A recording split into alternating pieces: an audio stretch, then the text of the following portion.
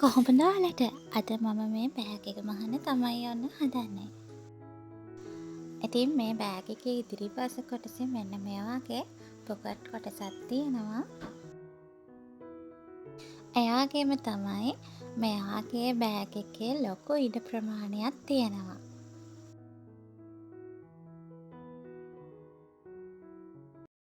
මුලින්ම මම මෙන්න මේ වගේ කොලයක් හරි හතරැස් කොලයක් අරගෙන මෙන්න මේ විදියට බෑග් එකේ මූලික කොටස කපා ගන්න තමයි දැන් මම මේ හදන්නේ.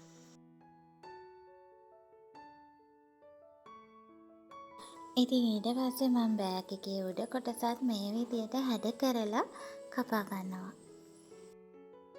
ඉතින් ඒ විදියට හැඩ කරලා කපා ගනිද්දී හරි හතරස් කොටුවේ ඉඳලා අතුල් පැත්තට අඟල් 1.5ක් විතර ලකුණු කරලා තමයි මම මේ විදියට හැඩ කරලා කපා ගත්තේ.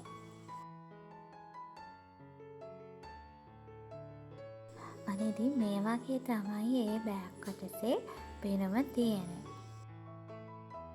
ඉතින් මං අද මේ බෑග් එක වහන්න මෙන්න මේ රෙක්සින් එකයි, එතකොට සුදු කැම්රිල්ලා, සුදු ෂිප්, එතකොට සිල්වර් ෂිප් හෙඩ්, මේ දේවල් තමයි මම මේ බෑග් එක වහන්න අද අරගන්නේ.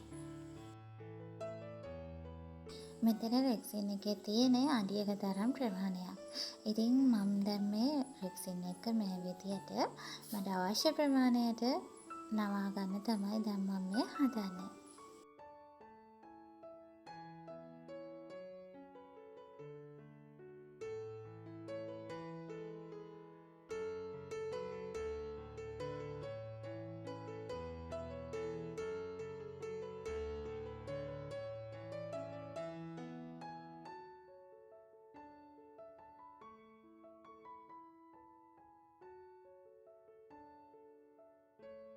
ඉතින් මේ විදියට කපනකොට මේ රෙක්සින් එක ටිකක් එහා මෙහා වෙන්න පුළුවන්. ඒ නිසා ආධුනික කෙනෙක් නම් ඔයා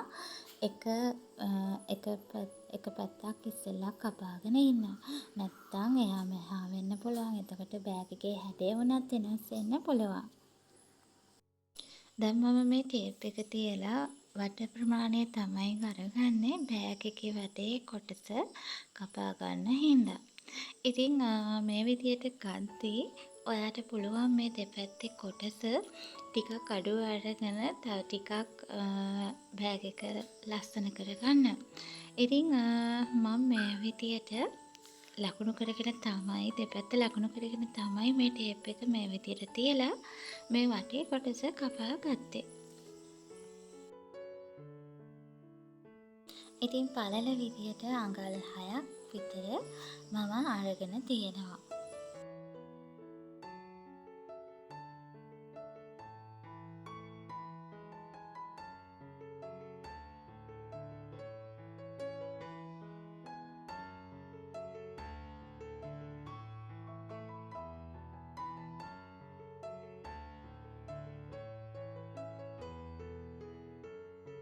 ඉතින් අවශ්‍ය ප්‍රමාණයට දිග අරගෙන අඟල් 2.5ක් විතර පළල අරගෙන මේ විදියට කවුරු කොටස් දෙකකුත් මම ලකුණු කරගෙන කපා ගන්නවා. මේ තියෙන්නේ කුඩා කාදු කොටස් දෙක. ඉතින් ඒ වගේම තව දිගට මම කාදු කොටසක් දාන හින්දා දිගටත් කාදුවක් මේ විදියටම ලකුණු කරලා කපා ගන්නවා.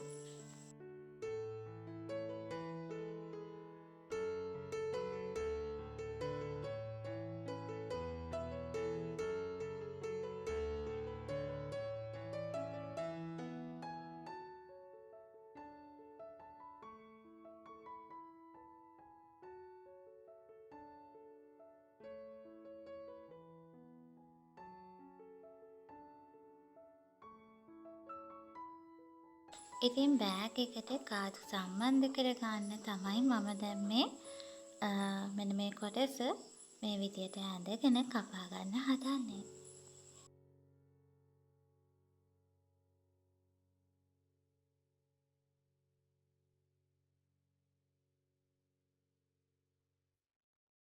ඉතින් මේ වගේ කොටස් 4කුත් උවමනා වෙනවා.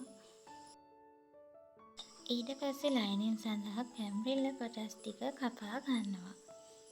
බෑග් එකේ ප්‍රධාන පළු දෙකටයි වටේ කොටසටයි තමයි කැම්රිල්ල කොටස් අවශ්‍ය වෙන්නේ. ඉතින් මේ බෑග් එකේ ඉදිරිපස පොකට් කොටස තමයි මම මේ නිර්මාණය කරගන්නවා ඔයාලට පේන්නේ. ඉතින් පහළ ඉඳන් ඉහළට ඔයාලා කැමති ප්‍රමාණයකින් ලකුණු කරගෙන මේ විදිහට ඉරක් ඇඳගෙන ෂිප් කොටසේ ප්‍රමාණයටම කපාගෙන මෙන්න මේ විදිහට රෙක්සින් කොටස වෙන් කරගන්නවා.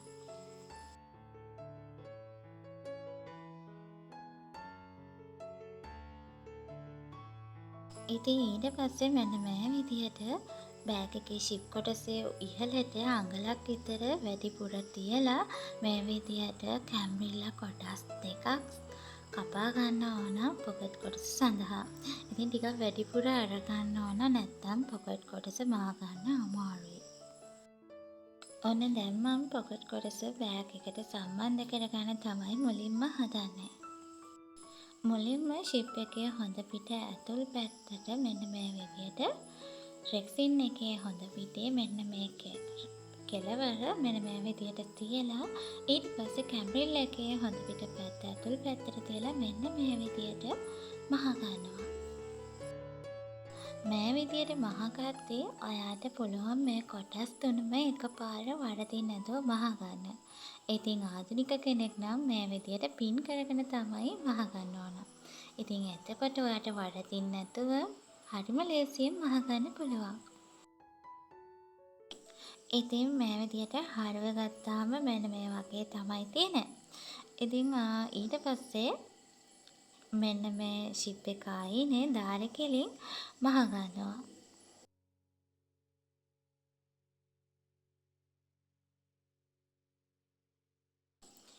ඔන්න ඉතින් දැන් පොකට් එකේ පහළ කොටස මහ ගත්තනේ. දැන් ඉහළ කොටස තමයි මහ ගන්න දෙන්නේ. ඊට පස්සේ මම මේ පොකට් කොටසේ අනෙක් කැම්රිල්ල කොටස අරගෙන මෙන්න මේ විදිහට ෂිප් එක උඩින් තියාගත්තා. ඉතින් තියාගෙන දැන් මේ හොඳ පිට පැත්තට හරව ගන්නවා රෙක්සින් එක තියෙන. ඉතින් මේ රෙක්සින් එකේ ෂිප් එක උඩින් මෙන්න මේ විදිහට රෙක්සින් කොටස තියාගෙන මේ කොටසත් මහ ගන්නවා.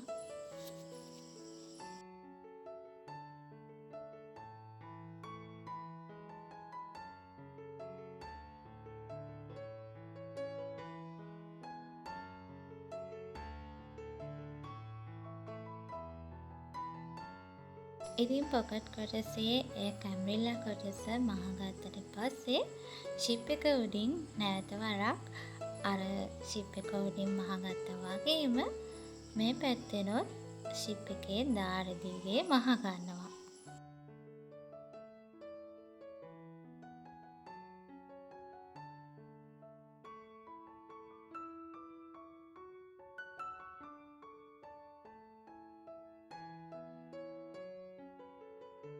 දැන් මම මේකට ෂිප් හෙඩ් එක දාගන්නවා.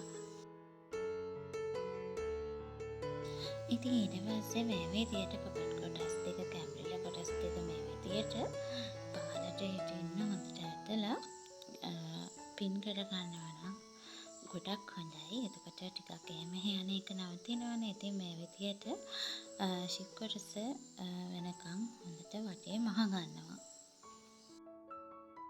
ඊට පස්සේ මේ විදියට වටේ වැඩිපුර කොටස් ටික කපලා ඉවත් කර ගන්නවා.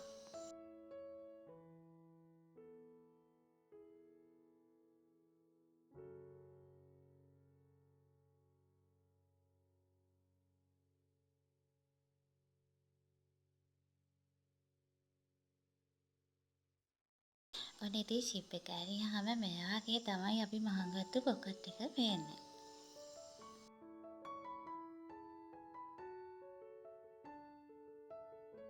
ඊට පස්සේ මම මේ බෑග් එකට කාච කොටස් ටික සම්බන්ධ කරගන්න තමයි හදන්නේ.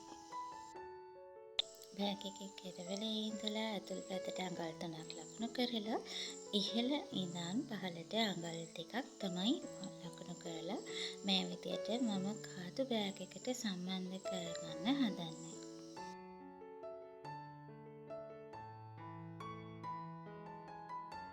ප්‍රධාන පළු දෙකේම මේ විදියට ලකුණු කරගන්නවා. දැන් මම මේ කාදු මහගන්න තමයි හදන්නේ.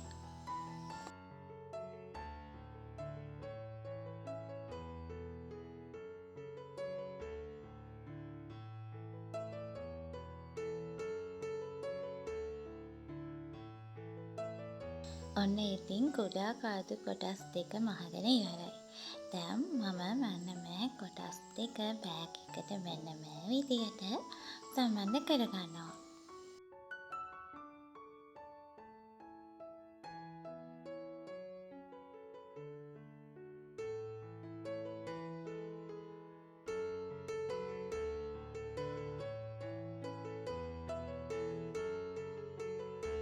කාදු කොටස් දෙක බෑග් එකට සම්බන්ධ කරගත්තට පස්සේ මෙන්න මේ විදියට කාදු කොටස නැවත පාරක් නමලා මහ ගන්නවා. ඉතින් මහගත්තට පස්සේ කාදු කොටස් මෙන්න මේ විදියට කොටස් 4ක් මං කියවනේ කපා ගන්නවා කියලා. ඒ කොටස් මෙන්න මේ විදියට තියලා කාදු කොටස පහළ කොටස වැහෙන්න තමයි මේක තියාගන්නේ. තියාගෙන මෙන්න මේ විදියට මහ ගන්නවා.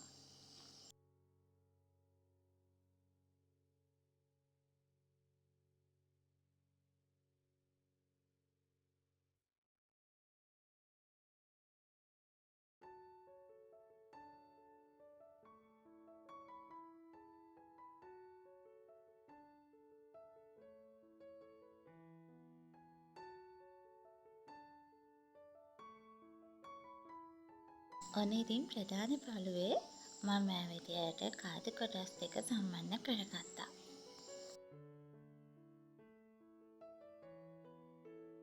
ඊට පස්සේ මම දැන් මේ බෑග් එකේ වට ප්‍රමාණයට කොටසක් කපා ගත්තනේ. ඒ කොටසේ දෙපැත්තේ කොටස් දෙක නවලා මේ විදියට හරි මැද කට්මයක් එකක් දාගෙන අර ලොකු කාදුවක් අපි කපා ගත්තා නේද? අන්න ඒ ලොකු කාදුව මෙන්න මේ කොටසට සම්බන්ධ කරගන්න තමයි මම මේ හදන්නේ. ඉතින් අඟලක් විතර පහළට ලකුණු කරලා තමයි මම ඒ ලොකු කාදුව මේ කොටසට සම්බන්ධ කරගන්නේ.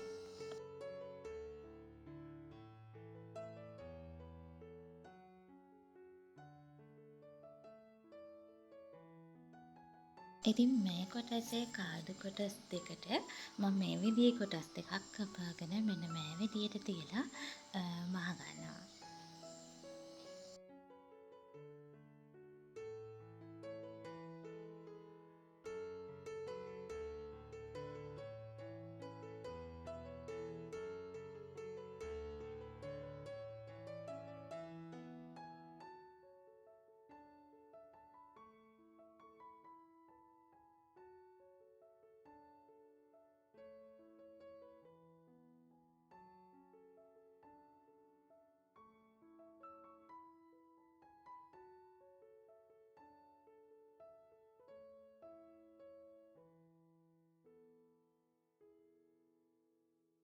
දැන් මම මුලින්ම කරන්නේ බෑග් කොටසක් අරගෙන මෙන්න මේ විදිහට කැම්රිල්ලා කොටස ගන්නවා.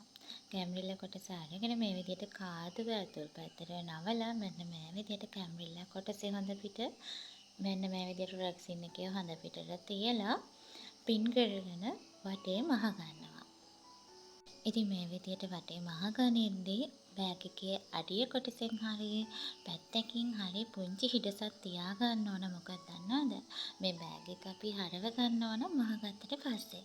ඉතින් මම මේ විදිහට ෂිප් කොටසකුත් කපා ගන්නවා. ඊට පස්සේ කපාගෙන මෙන්න මේ විදිහට එක ෂිප් කොටසක් අරගෙන ෂිප් එකේ හොඳ පිට මම මෙන්න මේ විදිහට තියාගෙන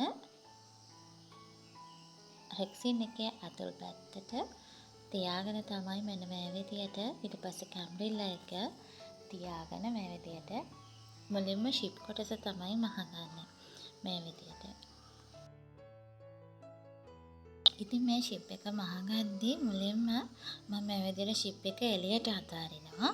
ඉතින් පොඩ්ඩක් අතහැරලා තමයි මහගන්නේ. ඊට පස්සේ මේ විදියට මහගෙන එද්දී මෙන්න මේ කෙළවරේ ෂිප් කොටස අපි ටිකක් ඉතිරි කරගන්නවානේ.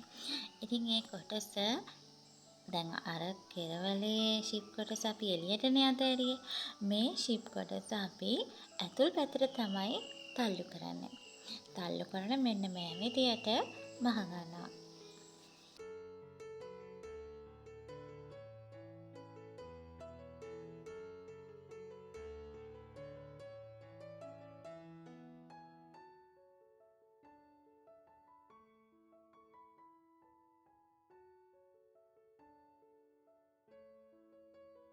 ඉතින් මේ රවුම් හැඩයවල් තියෙන තැන්වල මේ විදියට ළඟ ළඟ කට් මාක් දාගෙන තමයි හරව ගන්න ඕන. මේ තියෙන්නේ මම මහලා ඉතිරි කරගත්ත පුංචි හිඩස. මම මේ හිඩසෙන් දැන් මේ බෑග් කොටස හරව ගන්නවා. හරව ගත්තට පස්සේ මේ විදියට බෑග් එක වටේට මහ ගන්නවා.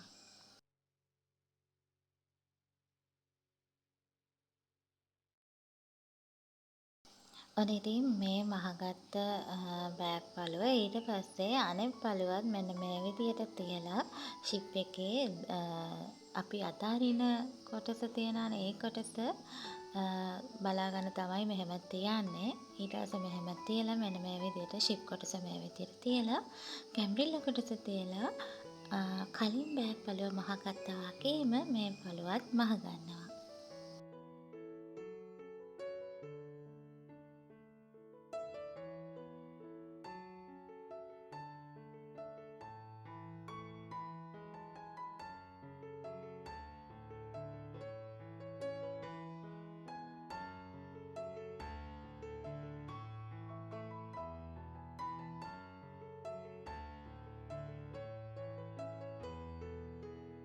දැන් මම ෂිප් හෙඩ් එක දාගන්නවා. ඉතින් ඊට පස්සේ මේ ෂිප් එකේ කෙළවරේ නූල් ඇදිලා තියෙන කොටස් කපාගෙන මෙන්න මෙතන රෙක්සින් කොටසක් තියලා මහ ගන්නවා.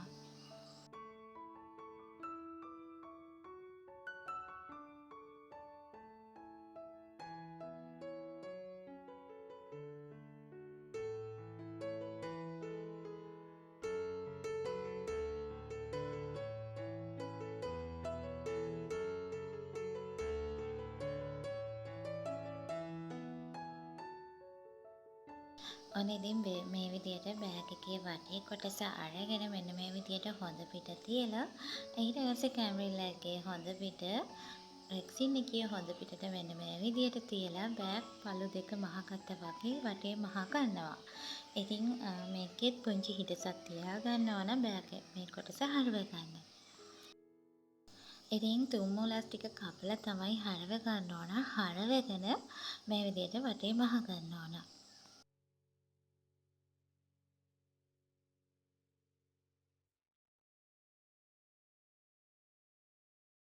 දැන් මම මේ හරි මැද ලකුණු කරගන්නවා. බෑග් එකෙත් හරි මැද ලකුණු කරගන්නවා.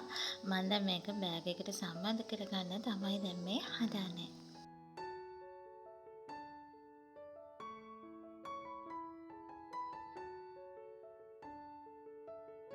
හරි මැද මෙන්න මේ විදියට ලකුණු කරගත්ත හරි මැද මෙන්න මේ විදියට තියලා පින් කරගෙන වහගන්නවා.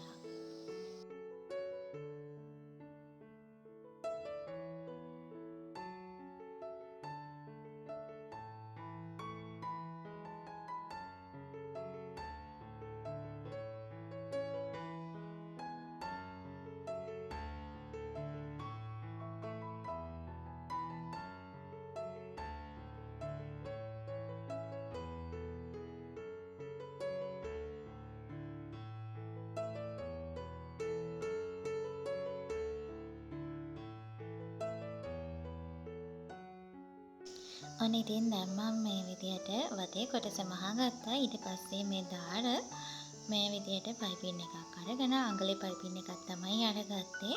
අඟලේ පයිපින් එකක් අරගෙන මේ විදියට වටේ මහ ගන්නවා. ඉතින් මේ විදියට තමයි මම මේ බෑග් එක මහගත්තේ.